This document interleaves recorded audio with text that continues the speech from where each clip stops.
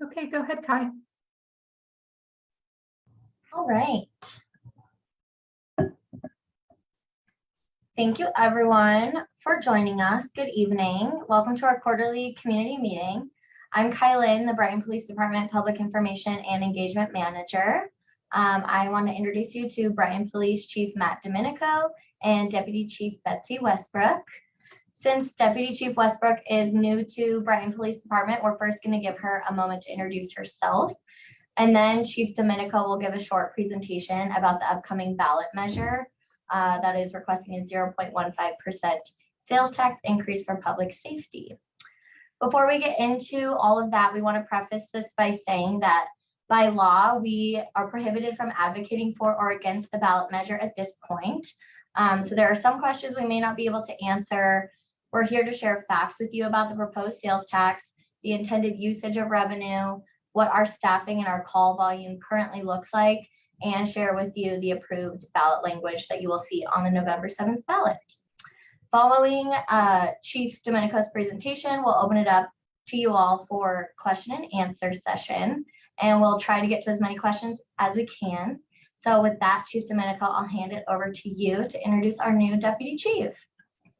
Thank you, Kylin. Thank you for everybody that's joining us tonight. It's great to be back and share some important information about the police department and introduce one of our newest department members. So before I introduce Deputy Chief Westbrook, I wanted to share just a little bit about the hiring process that we went through to fill this position. This is definitely one of the key positions in our organization, and we put a lot of time and effort into it.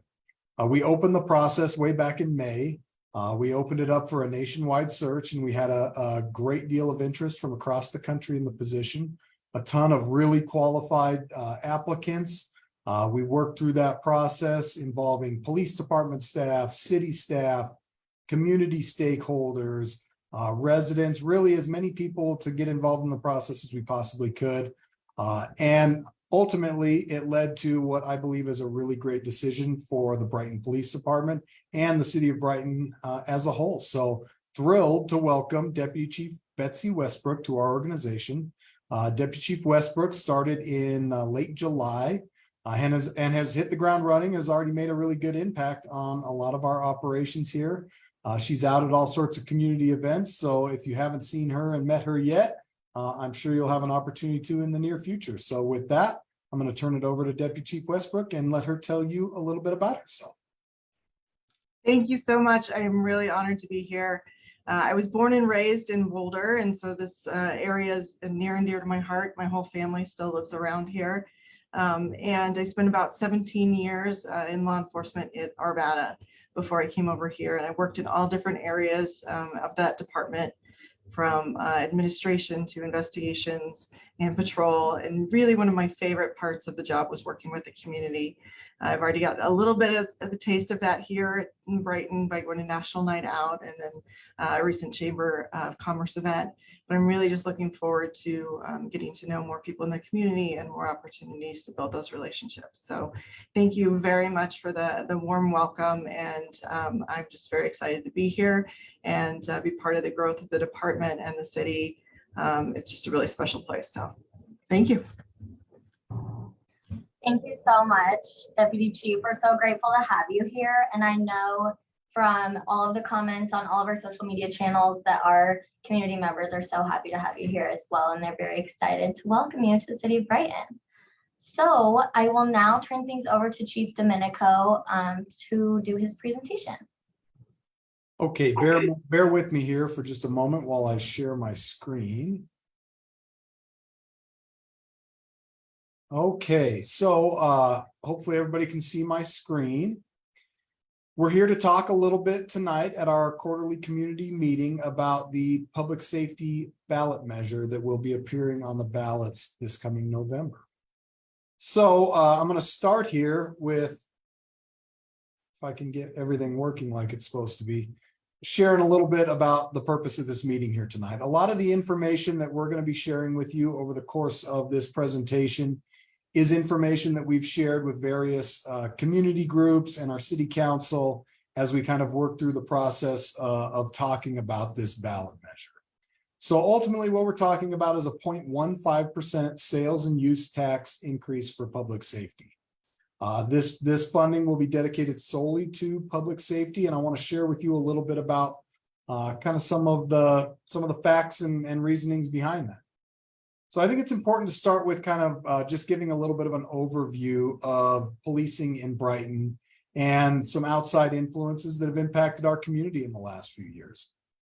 Calls for service are really one of the measures that kind of helps us keep an eye on how busy we are as an organization, how many are crimes going up, are crimes going down, what are we, what's impacting us on a daily basis. And over about the last 10 years, calls for police service in Brighton have increased by about 34% in the last 10 years.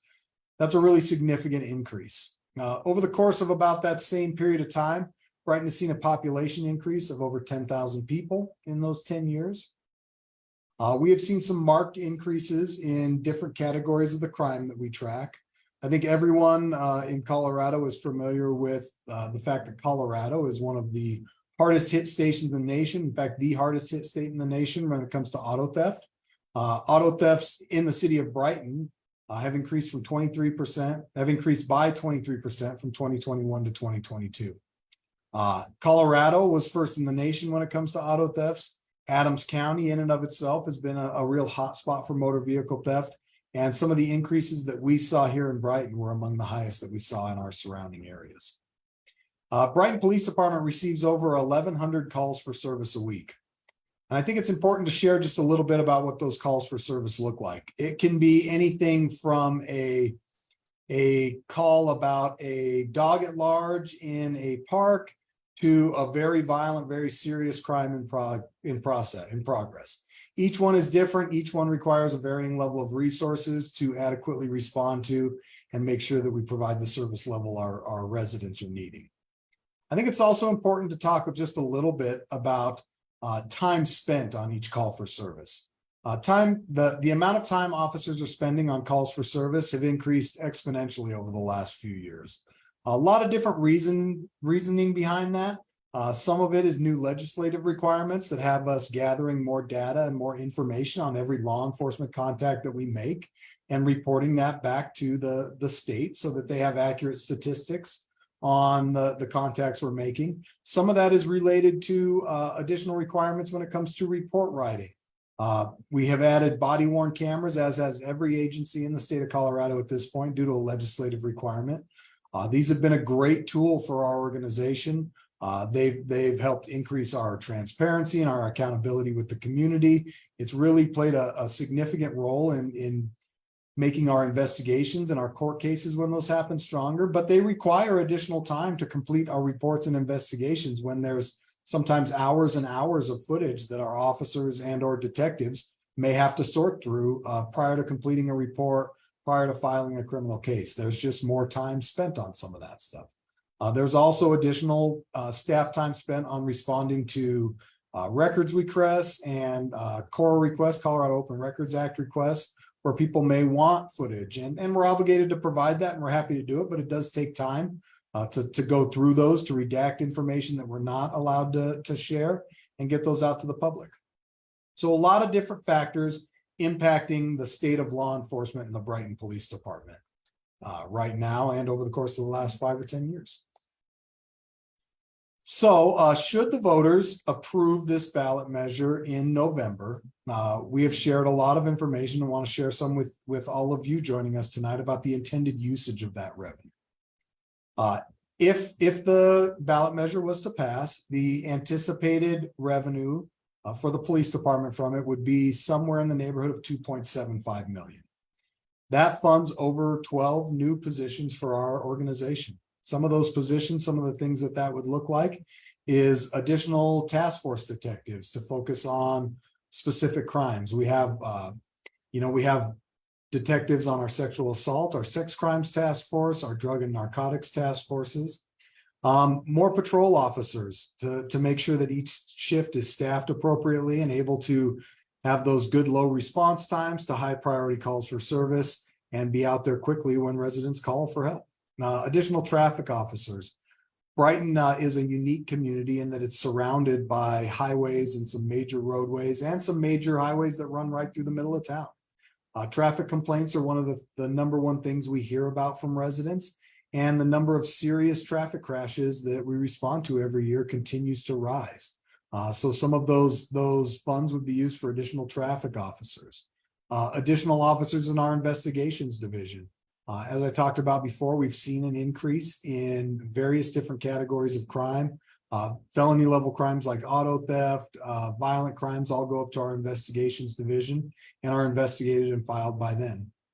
Also, we would intend to stand up an impact team, a neighborhood team that can be deployed to address crime and quality of life issues in neighborhoods, to work in partnership with residents to solve shared concerns. So those are some of the things that the revenue would be used for should this be passed.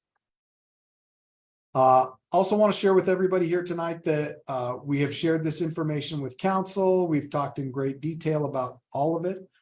If it was to pass, the funds collected from it would not be used to supplant or offset existing or future planned PD funds that we receive from the general fund.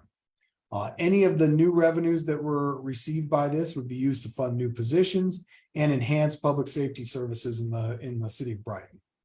Some of the examples that kind of relate to what I talked about a little bit earlier, that proactive approach to public order and quality of life concerns and crime, increased staffing to keep pace with ongoing growth and increased demand. Traffic and roadway safety issues. I talked about that before, but those are real significant issues for our community that we want to make sure that we're adequately able to address. I talked through some of the new positions earlier, so I won't go back through that. But again, just wanted to make sure we make it clear what the intent of how those revenues would be used is. I think it's also worthwhile to mention here, should this ballot measure pass, these funds would be restricted to the use of the police department. They would be earmarked, they would be designated in a separate fund, not to be used by any other city departments, solely for the use of public safety. So I think it's important to share with residents a little bit about what the Brighton Police Department staffing looks like today. And I would ask everyone to bear in mind that this is for a city of over 43,000 people at this point in time. So our current authorized total number of full-time employees is just under 120. We have one little over part-time employees, so that's that 0.75. 85 of those authorized positions are sworn police officers.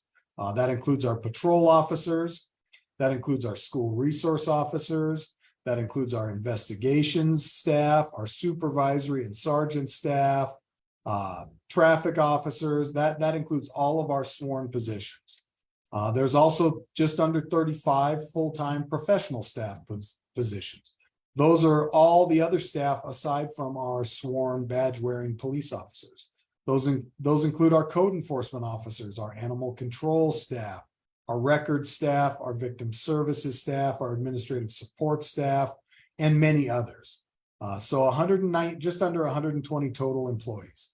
That does include the 6 positions that we have recently worked with the school district 27J on adding to put in our schools. 27J has made a real commitment to our community and the safety of our kids by funding the addition of more officers in our schools. So it's been a really great thing for the city, and we continue to work through the process of hiring for those positions. So that's our authorized staffing. What we currently have on board today is 79 sworn officers. We have an ongoing hiring process happening right now for 3 additional school resource officers to begin in September. As a matter of fact, we conducted interviews just earlier this week for those 3 additional positions. Had some outstanding applicants who really want to be a part of what we're doing here at the Brighton Police Department and what our officers are doing with our partnership with 27J. We also just opened up an additional hiring process to fill the remaining vacancies in our sworn ranks. We, like many police departments, have struggled with staffing over the course of the last couple of years. The pandemic certainly played a role, but I'm pleased, really thrilled to say that we have been at or above staffing with these new SRO positions here in the recent months. So it's been a really positive development. We have some great people who are really committed to being part of what we do here in the community of Brighton. So a little more detail on what that sales and use tax looks like. As I said earlier, what the request is a 0.15% sales and use tax increase. So by Tabor laws, we have to identify the amount of revenue that would be expected to be collected if it did pass. And that would look like a maximum of $2.75 million in 2024. What that looks like in a realistic everyday purchase is that's 15 cents on a $100 purchase. So, you know, the cost of a couple of bags at the grocery store. So should we collect more than that amount identified in the revenue, that would require that we would either refund that money to taxpayers, or we would have to come back to the voters with an additional ballot measure to be allowed to keep that. So there are some real guardrails in place about how much money can be collected and what is required to be done with it if more than anticipated was collected. So last night, this information was presented to the Brighton City Council, and they voted 7-1 to approve a resolution of putting this public safety sales and use tax question on the ballot for the November 7th, 2023 election. I've got the ballot language here up in front of everybody, and there's a lot of rules and regulations that go into this language. There's some Tabor restrictions that specify exactly how that has to be worded. And we really want to be transparent with the community about what we're asking for and what that would look like. So I won't go through and read that line by line, but I will go ahead and leave that slide up there for a couple of minutes. And I'll pull it back up when I'm done. So that's the ballot language that voters here in the city of Brighton will see in November.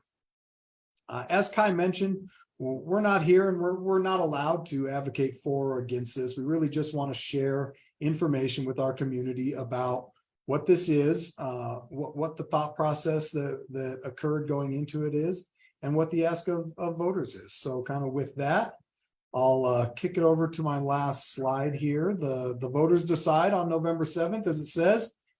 There is still time to register to vote if people need to, and I'm happy to field some questions at this point in time. And I'm happy to field what I can on the public safety tax and happy to talk about really any questions that our residents have in regards to our police department. Thank you, Chief. So for those of you just joining us, I'm Kylin, the Brighton Police Department Public Information and Engagement Manager. I'm here with Chief Matt Domenico and Deputy Chief Westbrook. We just shared some information about the upcoming ballot measure requesting 0.15% sales tax increase for public safety that you will see on the November 7th ballot. So I just want to remind you all again, by law, we can't advocate for or against the ballot measure at this point. So there are some questions we might not be able to answer, but Chief Domenico will do his absolute best to answer questions you might have. And we do have a couple of questions already so far. So we'll go ahead and get started.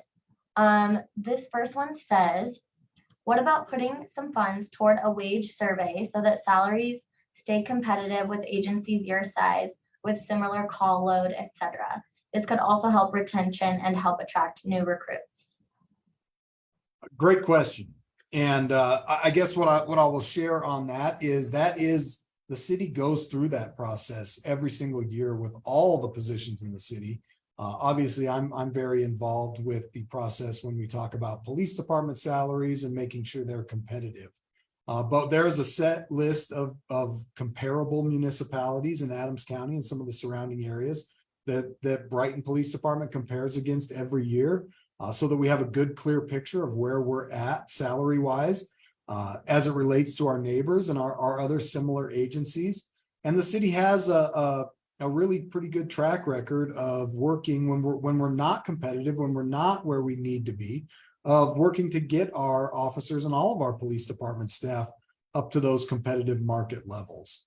I think most probably understand, and certainly it's probably common sense for most everyone, but it's much cheaper to retain our good quality employees than it is to go out and hire new staff, train them up, There's a learning curve that comes with police work, specifically in our police officer roles.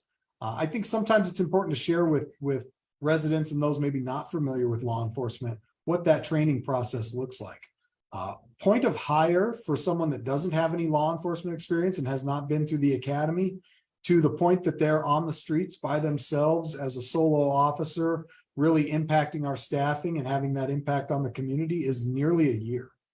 You know, the first 4 to 5 months is academy training, where they are every day spending all day at the academy, learning all those critical skills that they need, those baseline skills they need to be successful as a police officer.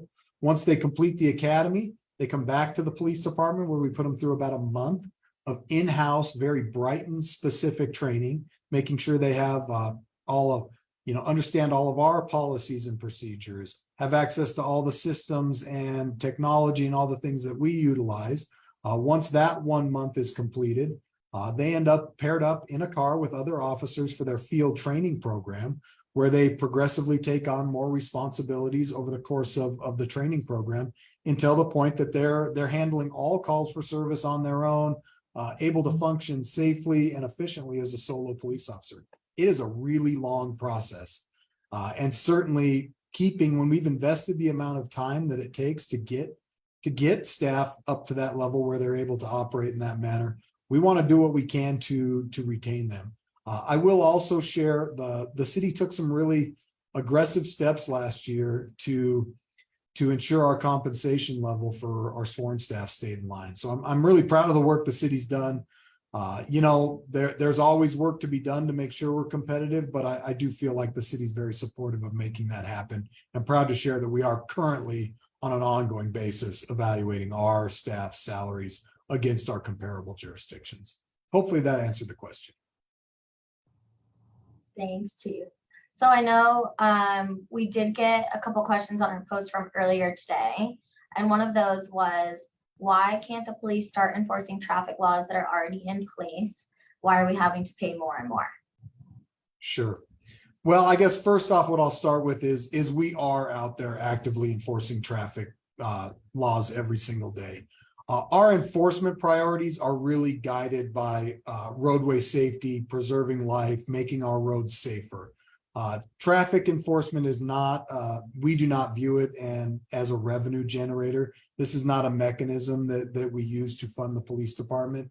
Traffic enforcement is done hopefully to educate drivers, to hopefully prevent these violations from happening. Some targeted enforcement in areas where there's been roadway safety issues, and really identifying those areas by the use of data, research, statistics, whatever it is. But we are out there doing traffic enforcement on a regular basis, and will continue to be. Traffic in a growing community like ours is, as I said earlier, a major concern for me, and certainly a major concern of many of our residents. There is ways to submit information to the police department. I would encourage any residents who have those areas in their neighborhoods, near their homes, where they see people speeding, where they see people not violating stop sign laws, whatever it is. Make sure that information gets reported to us. We have a traffic team that we certainly can put on that stuff, that want to go out there and impact those problem areas for residents. So again, I'm hopeful that kind of answered the question. Our enforcement priorities at its core are guided by making our roadways safer, keeping residents and visitors safe, and protecting the safety for everybody. The next question is, there has been a huge increase in crime and drugs. How will this help? So I have to be a little careful with this question, because again, we're very restricted about what we can say in an official capacity.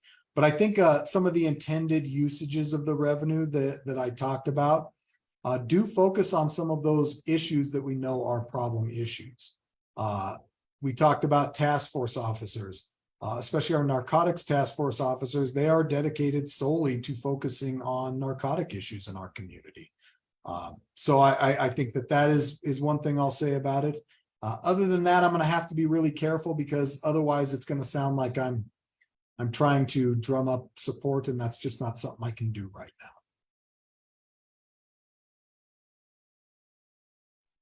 Thank you, Chief.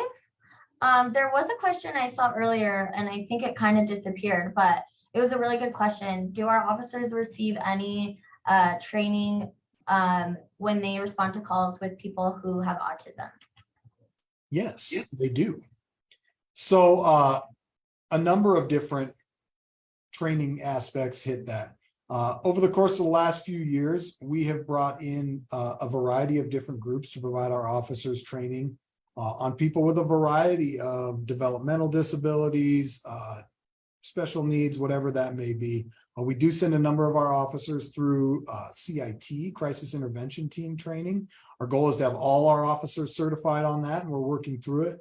But they get in-depth, extensive training, including role-playing experiences with people with a variety of different diagnoses, including autism. So yes, they do get some pretty significant training on that. We also recently acquired some virtual reality goggles and software that has specific training scenarios on it that the officers work through for people dealing with things like autism. It is a great question. I think what I'll add to that, and I'd certainly leave it open to Deputy Chief Westbrook if she wanted to comment as well.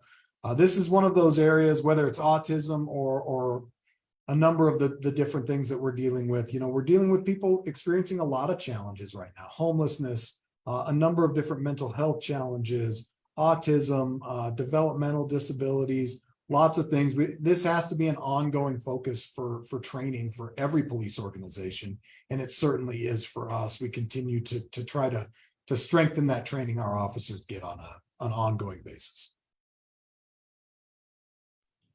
We're always looking for, the latest training that we can find and other opportunities to not only, grow our skills, but also learn new skills. And so I think the mentioning of virtual reality, that's a new tool for us. And so we're always looking for new ways to get that experience in any way that we can. So, whether it is, different populations or de-escalation or any of those things that we can do to, increase the positive interactions with our community members. We want to facilitate that and really encourage our officers to get as much training as possible. Yeah, it's a topic I kind of like talking about. It's, having been in law enforcement for almost the last 20 years, the way we've gone about and the way we approach training is just so vastly different than it was even 5 years ago. What we know is the really impactful training is scenario-based training, where officers, professional staff, whoever it is, are having an opportunity to work through these issues that we're going to come across on the street, when we're responding to calls for service, in a scenario where we can build skills, where we can learn, and we can make sure that we're providing the highest level of service when we're out there on the streets.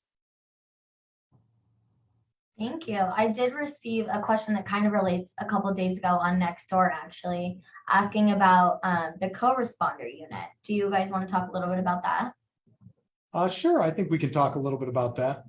And we've shared in previous community meetings, we received a substantial grant to fund a good portion of the first 3 years of a co-responder program here in the city of Brighton. This is something near and dear to my heart. We can't enforce our way. Law enforcement cannot be the sole problem solver. Oh, my lights went off in my office. I'll have to fix that in a minute. Law enforcement can't be the sole problem solver of things that occur in communities. We really need input and involvement from everyone. And we come across people on a regular basis dealing with mental health crises. That enforcement, arrest is not necessarily the answer to that stuff. Getting them in contact with trained mental health providers who can help them navigate crisis situations and get in touch with the resources that can help them address long-term some of the underlying conditions, have a huge impact in law enforcement interactions, people experiencing homelessness, substance abuse. There's just a lot of correlation between these things. So I'm proud that we got that grant. We continue working with mental health providers to get clinicians and case managers on board so that they'll be out on the streets here in the community in the near future. So exciting. Thank you. Kind of on the same note, does the police department have a well-supported officer peer support program. Officer mental health is increasingly important, and it'd be neat to see some funds directed toward this if it's not already in place. Another really good question, and another one I'm thrilled to be able to answer because I'm really proud of the work that we've done with our peer support program. So we do have a very robust peer support program, and I think it's just really critical to give credit where credit is due. We have a dedicated team of peer support members that are passionate about this work, making sure our staff, all staff, not just sworn, but all staff is well supported. And they work under the direction of Commander Doug Imfeld. Commander Imfeld has really carried the torch on our peer support program here at the City of Brighton, and he's done an absolutely great job of it. But that group meets on a regular basis. As a matter of fact, 2023 is our first year that we're going to be doing mental health wellness visits for all. We're starting with sworn staff, but we'll be working through all staff. You know, just a proactive approach, because we know that officers see and hear and experience some really traumatic stuff out there. So trying to take a proactive approach, checking in before there's a problem, is really something I'm proud of. I'm thrilled we're able to do it.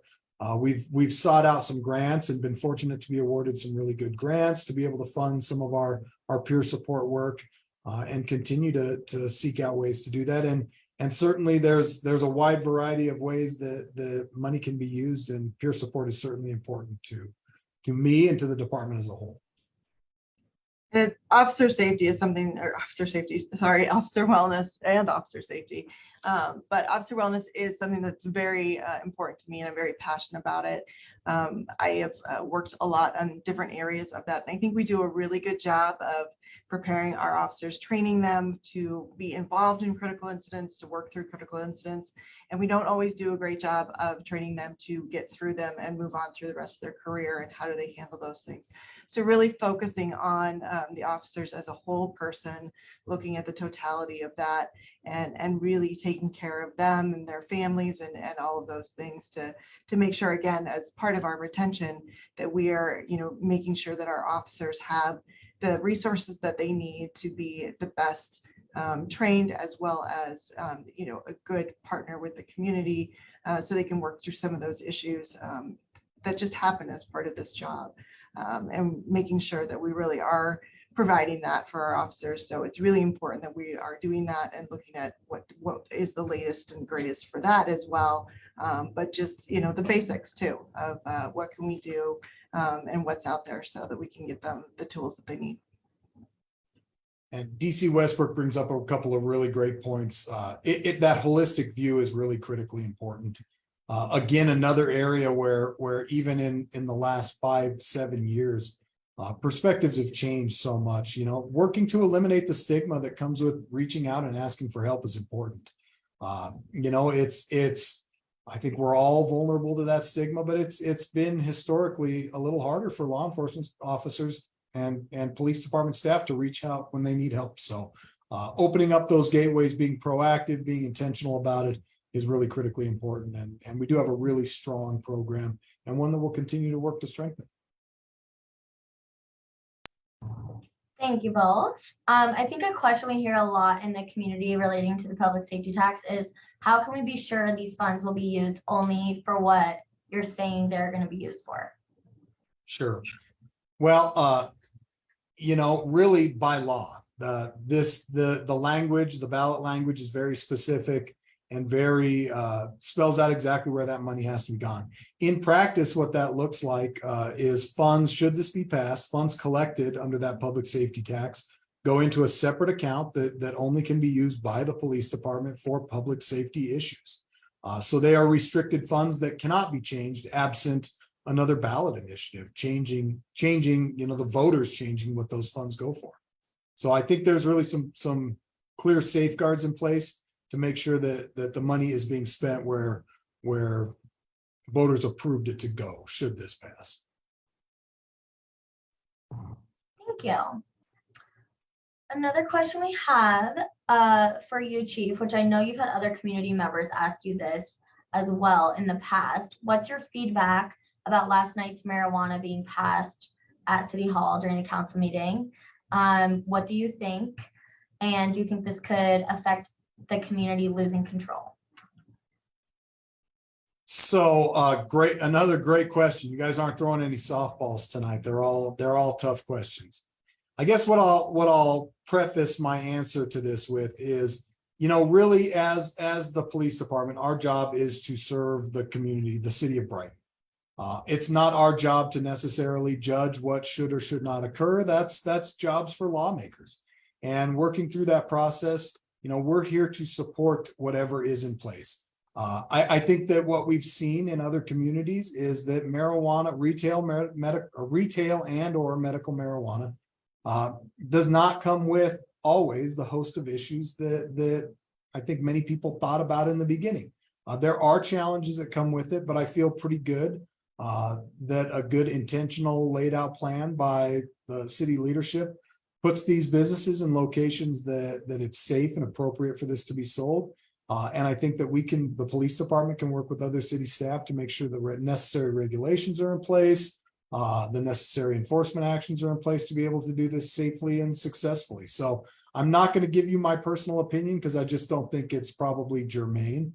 But I am confident that we can work with city leadership, work with residents on all the different factors of it to be able to do it safely and successfully. That's a non-answer, but that's my answer. Thank you.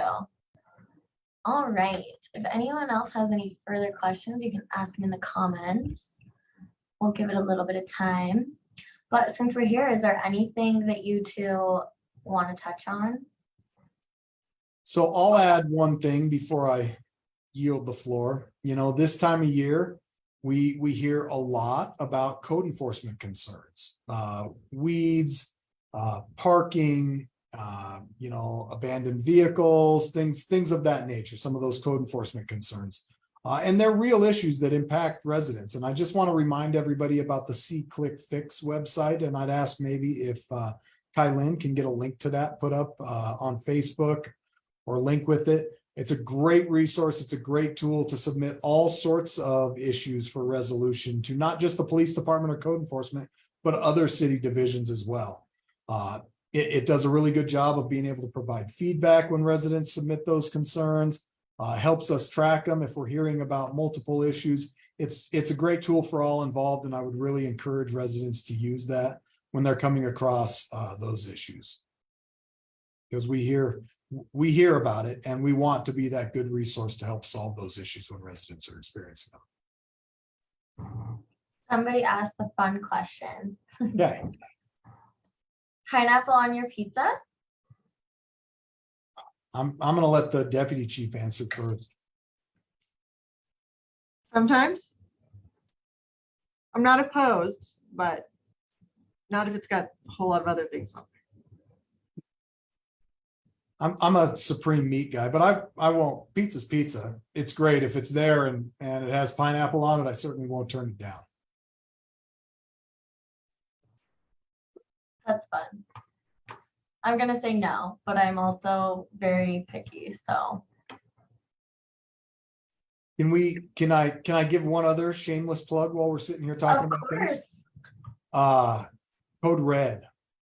We Yes. continue to ask residents to get out there and get signed up for those Code Red notifications. It is really a critical tool. We're all watching, terrible sadness. What a tragedy in Hawaii that occurred with the fire in Maui.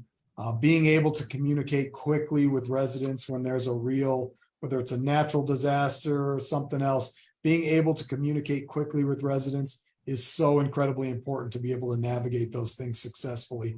And Code Red really is that tool, but it requires residents to sign up. So you can sign up at home, you can sign up at work, you can sign up on multiple devices, you can do all sorts of things. But I would really ask residents to consider signing up for those notifications. And if I know Kai, she probably already has a link put on there for registrations on that. We were just talking about it today with our emergency manager, and Brighton has done a really great job. We have really good participation from our residents in that, but it's still nowhere near enough. Until we're able to reach 100% of our people quickly and notifying them of an emergency, I'm not going to be satisfied. So we're going to keep pushing that one as well. Yes, that was great. Thank you, Chief. We've used that a few times in the last couple of weeks even. So to be signed up for that, people often ask, what's the best way to know if there's a critical emergency? How am I going to know? And that is always the number one answer. Our officers communicate directly with dispatch to get those alerts out to nearby residents. So that's going to be your number one. And then, of course, I know we're on social media right now, but if you have any other platforms, Instagram, Twitter, Nextdoor, follow us there. And yeah, that's where you can find most of our updated information. We Don't do have forget a our question. website. Don't forget our website. Yeah, either. our website, we have a lot of, we can receive feedback on our website. So you can, give a compliment of an officer, you can complain about an officer, you can give us general feedback. So we're always open to hearing your feedback, and we want to make that easy for you all. You can always give us a call too, or email us, or message us here on social media. Yeah. We do have a question, which I don't know if you can answer, Chief, about your political affiliation. I don't think I'm going to answer that question.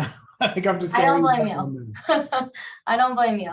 If we have any other questions that appear in the comments over the next couple of days, when people have watched the video, had time to watch this live, and then they want to go back and have anything that comes up, please ask them and we will answer them in the comments over the next few days. We'll keep an eye on things. And as always, don't hesitate to reach out directly to us. And I think we're going to end a little bit early tonight because we've gotten all of the questions that we have so far. And I appreciate you, Chief, and Deputy Chief Westbrook. Welcome again, everyone here. So excited to have you. And thank you to everyone for taking the time to join us this evening. And we'll see you again next time. Thank you all.